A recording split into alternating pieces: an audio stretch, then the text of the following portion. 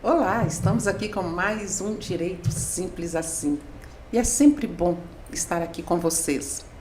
Hoje nós estamos aqui recebendo duas pessoas muito especiais, profissionais especiais. Nós vamos falar sobre essa febre aí do bebê reborn, né? E nós vamos conversar com a psicóloga Patrícia Silva Gomes, psicóloga clínica, palestrante, escritora. Ela tem uma coautoria no livro Conectando Pais e Filhos, Educação na Era Digital, produz muito conteúdo psicoeducativo e trabalha muito essa questão da relação de pais e filhos e também a questão de carreiras. Patrícia Gomes, é um prazer ter você aqui, viu, Patrícia? Prazer é todo meu, Rosane. Também recebemos hoje, né, não é a primeira vez que está aqui, é nossa colega de grupo, que é a Ana Flávia Salles, que é advogada, mestre em Direito Processual Civil, é professora universitária de processo civil, também é escritora, tem um livro sobre os juizados especiais e que também a gente vai conversar sobre esse mesmo assunto, uma olhando o aspecto psicológico e a outra o aspecto jurídico. E eu e Morgan, que vocês já conhecem, né? Então vamos começar. Vamos começar aqui com a Patrícia, bebês reborns. Sim. Até chique falar, né? Você viu? Ô, Patrícia, na sua visão como psicóloga, né? Por que essas bonecas, o uso dessas bonecas, porque os bebês são bonecas, né? Se tornou aí uma polêmica tão grande a ponto de legisladores ficarem fazendo projetos de lei para discutir esse assunto. Então, Rosane, é um assunto polêmico, mas eu acho que ele tem outros viés, assim, não só da saúde mental, mas também da questão mesmo do uso das tecnologias, né? Do uso excessivo, dos influenciadores, que gera uma repercussão e que isso pode realmente causar nas pessoas uma confusão, né? Tem pessoas que chegaram até mim, nossa, você viu, as pessoas estão levando os bebês no SUS, estão fazendo, e assim, acreditando que aquilo era realidade, mas na verdade parece que só teve um caso que uma pessoa realmente com transtornos psiquiátricos levou essa boneca no SUS, mas as outras pessoas que vão em shopping, que são influências, que estão querendo ganhar engajamento. Então, assim, é um assunto polêmico, mas eu acho que ele trata muito mais do que a saúde mental, essa questão mesmo do uso excessivo da tecnologia, das influências para as pessoas. E porque a boneca em si, a gente pode perceber que ela é um recurso do brincar. Tem pessoas que colecionam, tem pessoas que vão usar ali, até nos aspectos terapêuticos a gente consegue utilizar. Só que o que denota essa questão aí da polêmica, eu acho que é a questão do equilíbrio, né? Da gente como usar, para que essa pessoa adquire uma boneca dessa, e a gente vai dialogar sobre isso aqui, porque eu acho que envolve também transtornos mentais, mas que é um caso, a meu ver, isolado. Eu acho que essa polêmica repercutiu mais do que deveria, mas são os aspectos aí que a gente também, a gente vai levantando a poeira, né, debaixo do tapete, a gente vai discutir outras questões aqui também. Mas, assim, na sua visão, qual que é o limite de algo saudável com patológico? Uhum. A gente tem que entender que, por exemplo, o uso de uma boneca como a Reborn, a gente tem que entender que aquilo ali, por exemplo, colecionador. A gente já viu casos aí de pessoas que colecionam mais de 1000 bonecas. A gente tem que entender o quanto isso é uma compulsão ou um colecionador. Então, para a gente entender como que essas pessoas estão usando e qual que é o limite, cada caso é um caso. Mas vamos pensar nos aspectos aí da patologia. Se a gente for entender que essa pessoa está começando a ter isolamento social, ela deixa de fuga da realidade, né? Ela deixa de fazer coisas que uma pessoa que está em contato com outra, se relacionando, faz, porque ela só vai ficar cuidando daquela boneca. Então a gente já começa a perceber que tem perdas aí sociais, perdas mesmo de afetivas, e isso a gente já começa a ver que é um limite aí do uso. Mas, como eu disse, né, cada caso é um caso. Mas a gente tem que entender, por exemplo, uma boneca como essa, que é muito réplica, né, de um bebê, o que está por trás disso? É a fuga da realidade, é um luto. Tem até uma reportagem que fala, né, que um outro psicólogo colega fala, que aquilo ali é mesmo um silêncio, né, que esse bebê traz para as pessoas, que preenche ali, é um grito, né? Que grito que é esse? Que silêncio que é esse que as pessoas estão preenchendo e que elas estão aí, surgiu isso nas mídias agora pra gente, né? Que silêncio é esse? Que grito é esse? Então, cada caso é um caso, mas o limite é esse. Se impedir realmente essa pessoa dos relacionamentos, do contato, do isolamento, e de usar aquela boneca de uma forma bem inadequada ali, causando prejuízo a outras pessoas e a si, a gente já começa a ver que o uso é patológico. Pois é. Agora, Morgana... Agora eu vou conversar um pouquinho aqui com a Ana Flávia sobre a questão jurídica, né, Ana Flávia? Antes, gente, eu vou convidar vocês para acessar o texto que ela publicou no EM Digital. Assim que eu li o texto, eu falei com a Rô, falei assim, Rô, o texto da Ana Flávia está muito bom, a gente precisa explorar mais esse assunto. Ficou ótimo o texto, então eu convido todos vocês para irem lá e acessar o texto coluna dela. Direito Simples Assim, lá do EM Digital. Do EM Digital. Então vamos levar um pouquinho agora essa questão para o lado jurídico, Ana Flávia. Porque, igual a Patrícia falou com a gente, foi um boom nas redes sociais, né? Do bebê reborn, boneca reborn, foi um boom nas redes sociais. E aí surgiu a questão de algumas pessoas falando que iria judicializar algumas questões sobre essas bonecas. Qual que é a sua visão em relação a isso? Tem algum contexto, tem algum embasamento para essas pessoas realmente irem para o judiciário? Olha, não. Do ponto de vista jurídico, isso é absolutamente descabido. Por quê? Porque o bebê reborn, ele é um objeto inanimado. E por ser um objeto inanimado, não tem vida, né? Então não possui personalidade jurídica, ele não tem direitos, não tem deveres, não tem capacidade civil.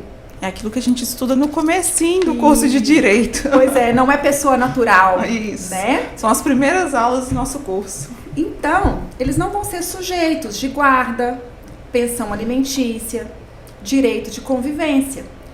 Esses institutos, essas categorias, elas são exclusivas do direito de família.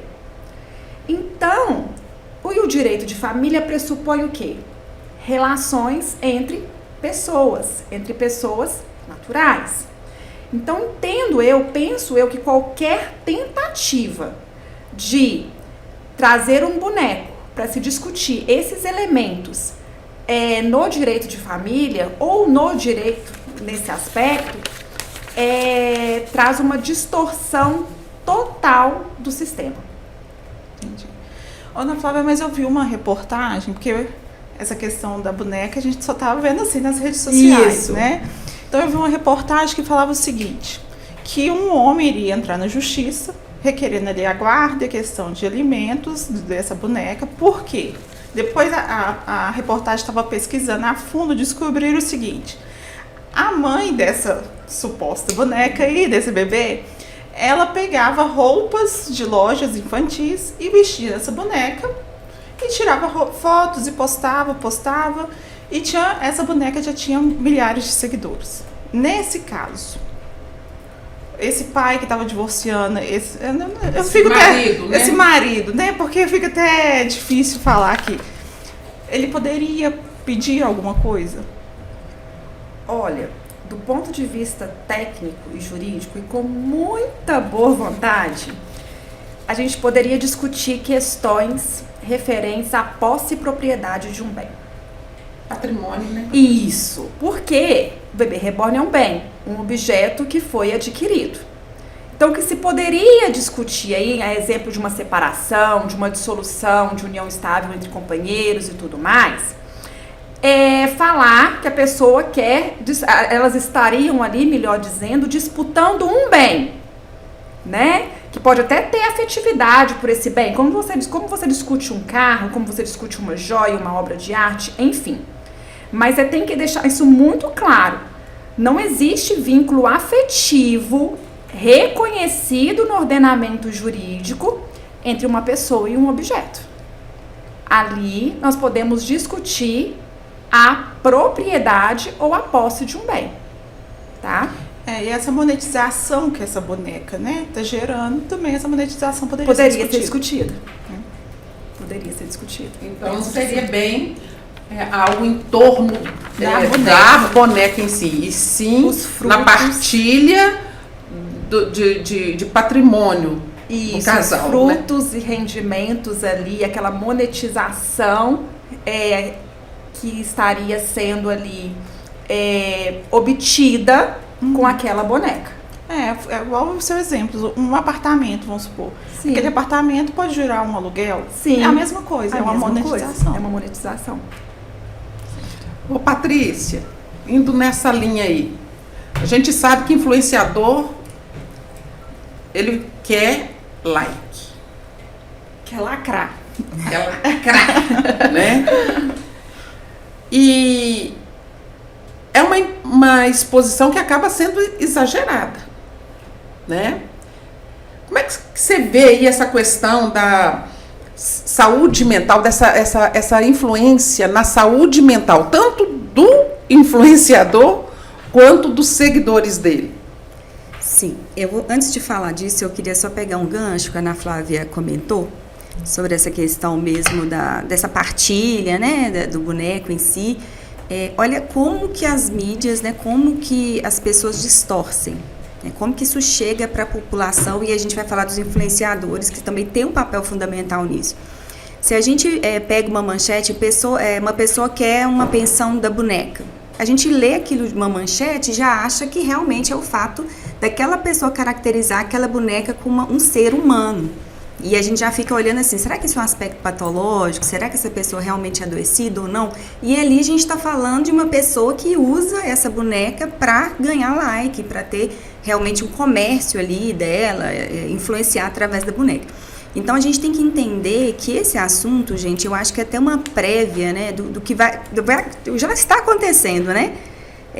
Desses fake news também, sabe? De muitas reportagens que a gente olha, acha que alguma coisa, a gente não investiga, a gente não aprofunda e acaba taxando as pessoas como loucas, como que não tem, né, que estão adoecidas e tudo mais. Então a gente também tem que entender, aqui a gente vai falar dos aspectos sim, de saúde mental, mas tem muita coisa aí que é sensacionalismo e que as pessoas acabam indo nessa onda. E aí a gente está aqui também para educar, para entender, para as pessoas terem essa visão crítica antes de ler uma reportagem, né? Inclusive tem vídeos aí que são atores que estão ali interpretando. Né? Tem o caso de uma moça com um bebê no carrinho de supermercado, na fila de preferencial. De preferencial, porque está com bebê. Né? Isso. E aí, Rosane, essa pergunta que você me fez, né, dos influenciadores, né, o quanto isso dessa cultura do like, né, de engajamento, e também tem questões monetárias aí, porque eles ganham também, né, com essa comercialização toda. Olha só, isso aí eu vejo que é um aspecto que a gente tem que se preocupar, sabe? Se fosse para criar uma regulamentação, se fosse para a gente poder falar de aspectos jurídicos. Por quê? Porque as pessoas que consumem esse tipo de conteúdo, normalmente eles não têm muita visão crítica. Então, você tem uma adolescente, você tem uma criança, você tem uma pessoa que já tem transtorno mental e acessa esse tipo de conteúdo, sabe, levando uma boneca, essa pessoa que tem um certo transtorno não tem uma visão crítica, ela acha que fazer aquilo é normal. Eu vou para a fila, eu vou fazer realmente levar no SUS. Então, as pessoas começam a ter comportamentos por seguir esses influenciadores e acreditar que aquilo realmente é a realidade. Então, as pessoas começam, por exemplo, a ter imagem distorcida. Esses influenciadores, eles têm tanta cultura de receber aquele like ali, que eles acabam perdendo a personalidade, a autenticidade, né? E eles vão tendo ansiedade. Eles criam um personagem, né? Personagem, eles se perdem também. Né? Muitos têm burnout, estresse, depressão, porque eles se perdem. Então, a gente não vê o que está nos bastidores. Quando chega no nosso consultório, que a gente vê. Então, o que passa, né, para a população é algo ali perfeito, né? Aquela pessoa que tem uma boneca dessa é cerca de R$1.000 a R$15.000. Então, quando você faz uma comercialização, uma mídia, né, mostrando aquela boneca me dá todo um conforto, e olha só o status que é ter uma boneca dessa, as pessoas acreditam que ter aquela boneca vai trazer felicidade, vai preencher um vazio. E aí ela às vezes nem tem condição, mas ela quer o desejo de ter aquela boneca. Então acho que tem distorção né? As pessoas ficam com distorção de imagem, eu quero ter aquilo e eu não posso, né? Eu quero ser aquela pessoa e não sou. E os próprios influenciadores, eu acho que tem muitos aí que, se eles não tiverem esse equilíbrio, né, entre esse conteúdo todo, eles também vão adoecer. Muitos, às vezes, já estão adoecidos, né? Então, eu acho que esse também é uma grande questão. Não só as bonecas, porque realmente tem pessoas que podem estar usando aí por transtornos psiquiátricos, né? Mas outras vão usar para fins terapêuticos, que também é bem importante. É isso aí que eu queria saber. Como elas são vistas, né, esses bebês reborns, essas bonecas, como elas são vistas no aspecto terapêutico, sendo objeto de terapia para ajudar uma pessoa que está doente? Sim. O que acontece? A gente tem uso, né, dessa boneca, como ela tem uns aspectos bem realistas, né? Para usar, por exemplo, para Alzheimer, essas pessoas têm uma memória afetada e quando, por exemplo, tem o uso ali da boneca para fins terapêuticos, acessa memórias dela, né, como mãe, às vezes memórias dela como infância, então ajuda no tratamento. Além disso, ela pode ter menos agressividade, ela pode regular as emoções através da afetividade que aquela boneca vai trazer.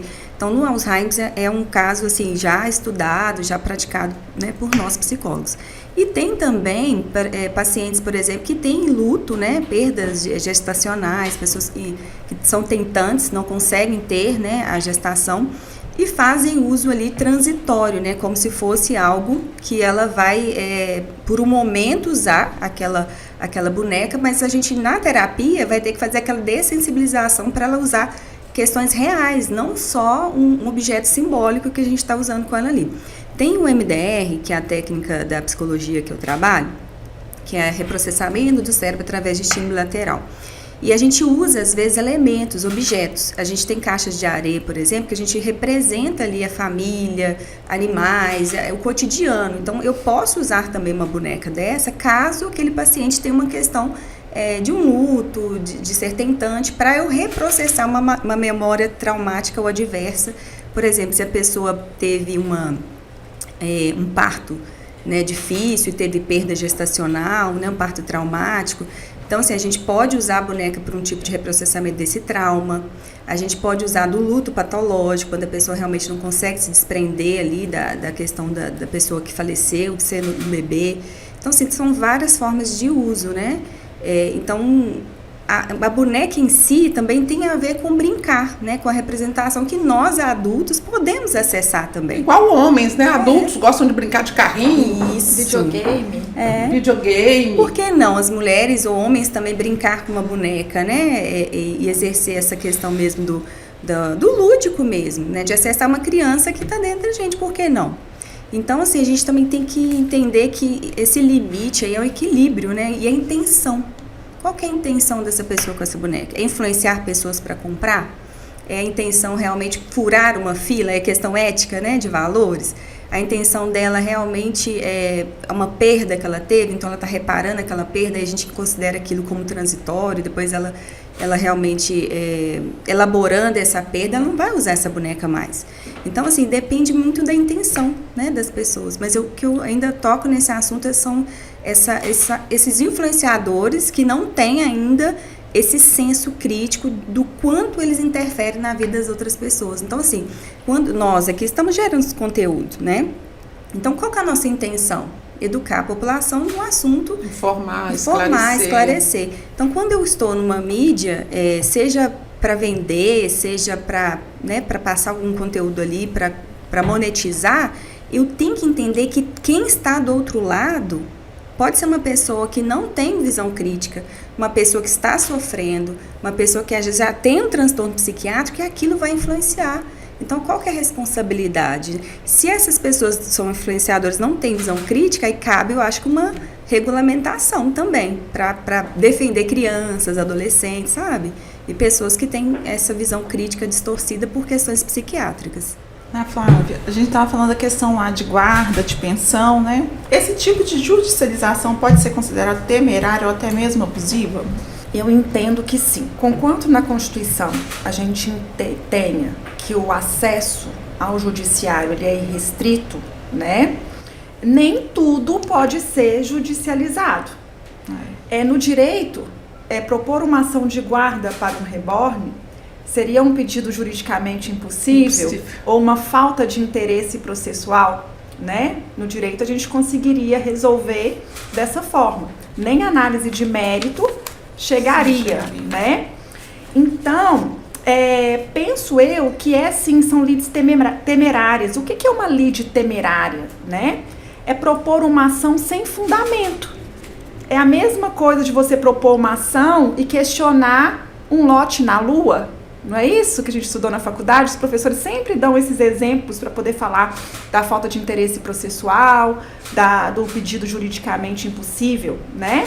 Então, penso que passa por esse caminho. E mais do que isso, é o papel do advogado. A Patrícia está falando aqui o papel dos influencers, aí eu trago aqui o papel do advogado do ponto de vista ético, né? Advogado que patrocina uma causa como essa, né? Ele está promovendo demanda sem qualquer respaldo legal e infringindo, inclusive, o Código de Ética da OAB, né? Então, entendo eu que, inclusive, esse advogado possa responder judicialmente por estar sobrecarregando o judiciário. Um judiciário que já está sobrecarregado com demandas totalmente infundadas.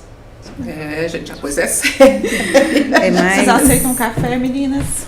Tem café aí. Então lá, Patrícia, vamos lá. O que você entende de uso responsável e ético dessas bonecas? Sim. Essa questão de responsabilidade ética, né? Eu acho que quando a gente figura, né, um objeto, como a gente está falando aqui, que é uma boneca, que é uma réplica aí de um ser humano, né, de um bebê, a gente também tem que entender como essa pessoa vai usar esse objeto. Como a gente comentou aqui, no SUS, em filas de preferenciais, como que ela está usando aquilo ali? Né? Será que qual que é a intenção dela com o uso daquele objeto, daquela boneca? Então, eu acho que esse limite aí da responsabilidade da ética vai muito do senso crítico daquela pessoa que faz uso dela. E, normalmente, as pessoas que não têm senso crítico, ou elas têm alguma disfunção ali, algum transtorno, ou são crianças ainda em formação. Então, os adultos, ou o responsável por aquela pessoa que tem um transtorno mental, deverá conduzir essa pessoa ao uso adequado. Então, por exemplo, teve um caso relatado que a gente comentou aqui de uma pessoa no SUS e ela realmente tinha problemas psiquiátricos. Aí eu estava olhando uma reportagem, né, das pessoas rindo mesmo do fato, falando assim, como assim a pessoa foi no SUS, levou a boneca, ficou na fila, passou na frente de outras pessoas. Só que, gente, qualquer pessoa que chegar com a boneca em algum hospital, seja no SUS ou não, a pessoa vai entender que ela tem um transtorno psiquiátrico, ou ela é uma influencer. É uma coisa ou outra. Ela não vai, ou uma criança, né, que está fantasiando, que faz parte da infância, né, dessa questão simbólica do fantasiar. Então, nenhum médico vai atender uma pessoa, a não ser que seja intencional, ou um psicólogo. Por exemplo, se a pessoa chegar no meu consultório com uma boneca e ela não larga aquela boneca, já é um uso patológico, que ela já tem privação, né, da saída dela sem uso da boneca. E aí, o que eu vou entender? Qual que é a representatividade daquela boneca na vida daquela pessoa? O que ela deixou na infância? Por que essa boneca ocupa esse espaço, esse vazio, né? Então, a gente vai trabalhar os aspectos psicológicos ali do que chega. Mas, e o adulto, como eu falei, dessas questões éticas de valores, o adulto que está acompanhando uma pessoa que tem um transtorno psiquiátrico ou uma criança, que vai ajustar aquele comportamento ali da forma adequada. Então, cabe a nós educar, falar sobre, né, desmistificar algumas questões. E aí, quando eu comentei aqui de fuga da realidade, a gente fica pensando assim, mas quais transtornos têm fuga da realidade? Vários, né? Por exemplo, se a gente for falar do transtorno de ansiedade, a pessoa às vezes tem uma compulsão, né? Então ela vai gastar muito, no caso ele vai gastar com 1000 bonecas colecionando. Gente, eu não estou taxando, pode ser que essa pessoa não tenha uma compulsão, mas é algo que a gente já é um sinal, né? Será que ela faz aquele uso ali e ela não consegue ficar sem? Né? Se eu falar com aquela pessoa ali que coleciona, vamos doar algumas bonecas, será que ela vai doar? Ou ela vai ficar com aquele apego, com aquela dependência? Então, a gente vai começar a ver que isso pode ser um transtorno de ansiedade por causa de uma compulsão. A gente pode achar que é um quadro dissociativo, que é o quê? A pessoa começa a ter perdas mesmo de fuga de realidade, de achar que ela é uma pessoa que tem várias personalidades, que é um transtorno também, a esquizofrenia, né? Que a pessoa já fica já com a psicose. Então, assim, são Pode vários... se tornar até um vício, né? Um vício. A depressão, por exemplo, a pessoa está ali isolada, não sai de casa, ela se apega à boneca, porque aquela boneca é o único objeto seguro para ela. Então, ela se apega àquilo ali. Então, assim, para cada transtorno, né, essa boneca pode estar sendo utilizada, né, assim, com aspectos patológicos. Mas, no geral, eu acho que cabe mesmo é um adulto acompanhando uma criança ou uma pessoa que tem um transtorno, porque ela não vai estar sozinha. E nós, né, que estamos aí no dia a dia, se alguém quiser brincar, quiser ter, eu acho linda essa boneca, né? Se a gente quiser ter para relembrar, né, a infância ou a própria maternidade, alguma questão, é também um uso natural, por que não? Né? Então, Tem umas que saem até de dentro de uma bolsa, né? Com líquido, como se estivesse nascendo. Eu nunca vi. Tem umas que estão até naqueles berços assim de hospitais, né? Como se estivesse dentro. Tem uma maternidade? O Léo, antes da gente começar, comentou Barreiro com a gente. Ali, Em Belo Horizonte. Em Belo Horizonte tem uma loja, né? E você chega na porta, assim, são vários berços, como se fosse de maternidade. E as bonecas, cada uma diferente da outra. Aí tem os cuidados, tem os objetos que eles compram, a bolsa da maternidade, o bico, a fralda, a mamadeira. Aí tem os utensílios das bonecas e aquela série de bonecas deitadas igual uma maternidade. É um sonho de uma criança, gente. De uma criança. Ou de um adulto que a gente está falando, que está lidando com alguma perda, com alguma questão Mas mesmo. eu me vejo como criança. Eu era doida com boneca. Eu me vejo como criança. Se fosse hoje, eu ia ficar louca de passar por uma loja dessa, imagina. Patrícia, ela tá precisando conversar com você. Mas eu vou te defender, Morgana. Por exemplo, quando a minha filha já tem 15 anos, então já tem um tempo que ela não brinca de boneca. Mas quando ela começou a brincar, eu revivi minha infância. Então eu adorava quando ela queria Barbie, eu podia comprar, porque na minha época eu só tive Barbie quando eu tinha 13 anos. Aí ela ganhava a casa da Barbie, eu sentava com ela. Então assim, é legal a gente ressignificar também uma infância que você não teve uma boneca, né? Daquela forma que você gostaria. Então assim, isso tudo é saudável. Então a gente tem que parar de também ficar... De taxar, né? De taxar. Vamos voltar um pouquinho para a gente finalizar a questão jurídica, Ana Flávia.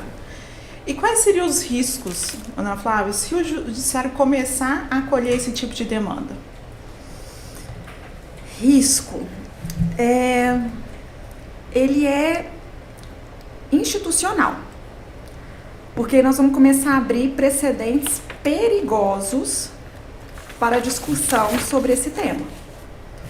Por quê? Porque entendo eu que discutir uma guarda, alimentos de um ser inanimado é distorcer toda a questão jurídica e, em especial, do direito de família, né? São disputas absurdas. Então, vamos pensar de uma outra forma. Vamos pensar que o judiciário, ele receba uma demanda como essa, né, de disputa de um bebê reborn, mas vamos pensar no seguinte: esse bebê reborn possui um perfil no Instagram. E então que ele receba curtidas, ele tem patrocínio, tem parcerias, ok. Então, e aí, inclusive, vai gerar monetização, renda em razão disso. Ok, mas eu continuo falando que é um ser inanimado, é um objeto. Então, vamos pensar, quem monetiza isso? É a pessoa que está por trás. É quem criou o perfil do Instagram. Pode ser uma pessoa física ou uma pessoa jurídica. Então, aquela atividade econômica ali, ela é de responsabilidade de alguém. Entendo eu que isso poderia ser objeto de discussão. E não discutir ali a guarda daquele boneco. Então, eu posso aqui, por exemplo... Estaremos discutindo a partilha, né? Isso, os lucros que nós falamos, talvez a titularidade da conta, de quem é essa conta?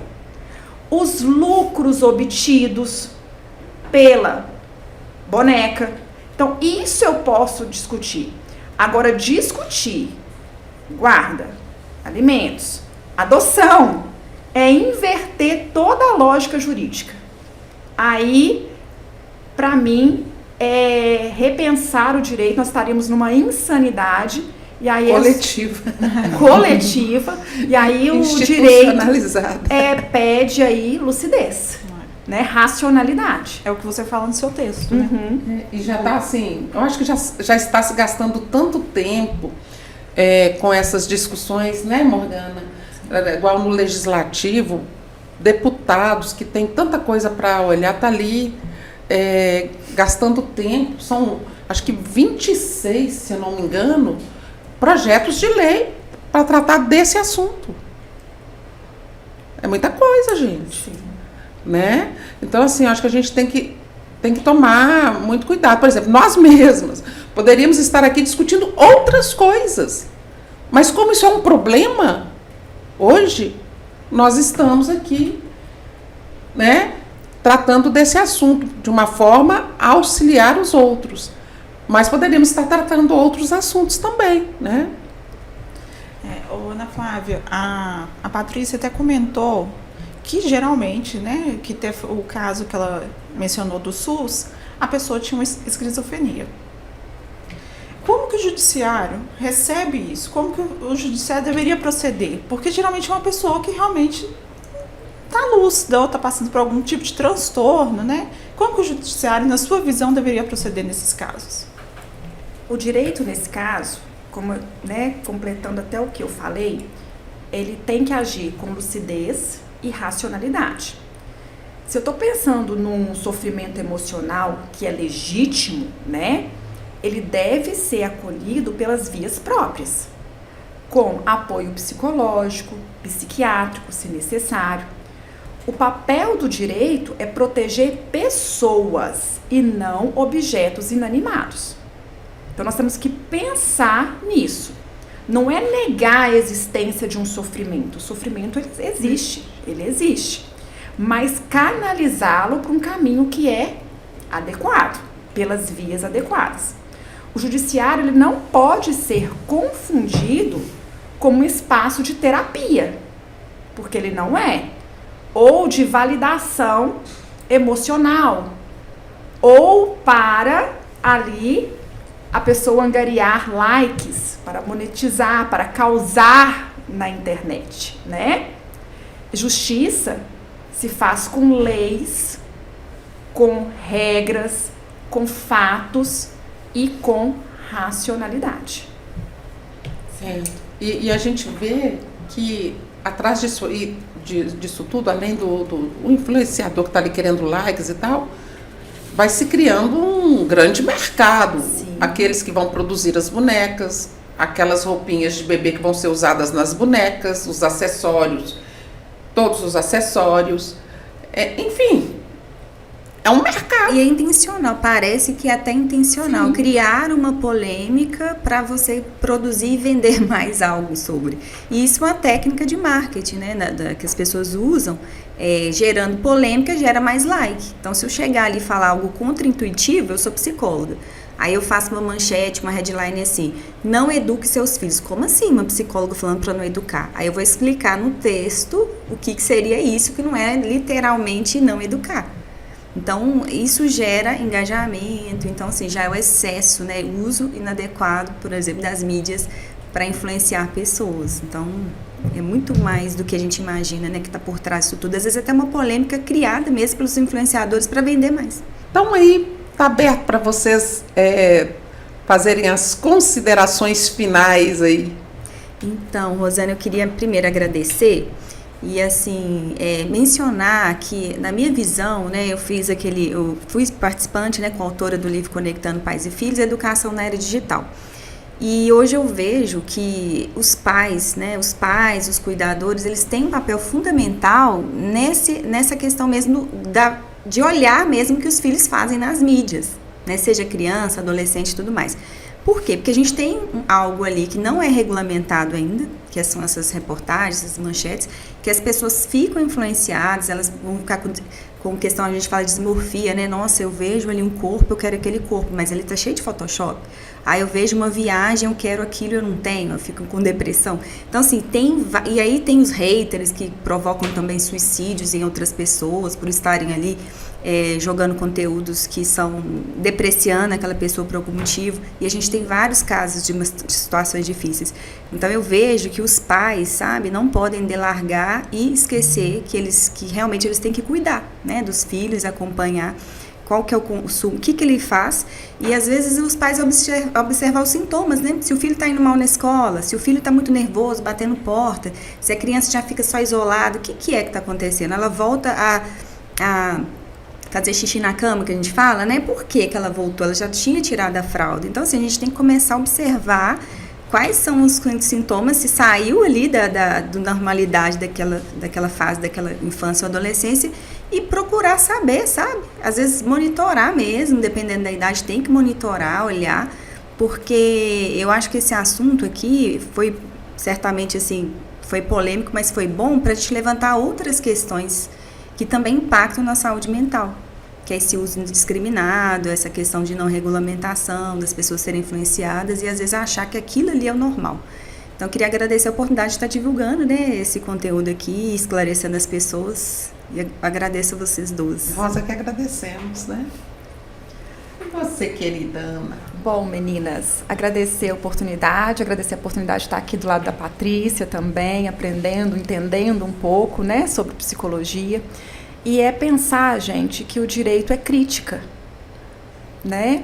Então, quando surgirem demandas, não somente essas, mas como essas, é o pensar crítico, é o pensar racional, né?